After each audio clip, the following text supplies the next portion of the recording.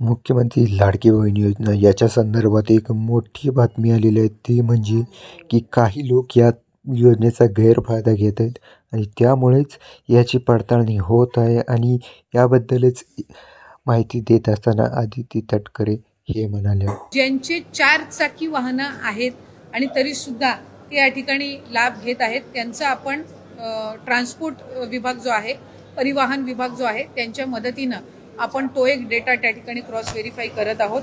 ज्यांचं नावाचं मिसमॅच झालेलं आहे, म्हणजे आधार कार्डवर नाव वेगळं आणि स्पेलिंग आणि त्यांचं बँकचं खातं जे आहे त्याच्यावर त्यांची स्पेलिंग ही वेगळी आहे, ती एक क्रॉस व्हेरिफिकेशन आपण करत आहोत.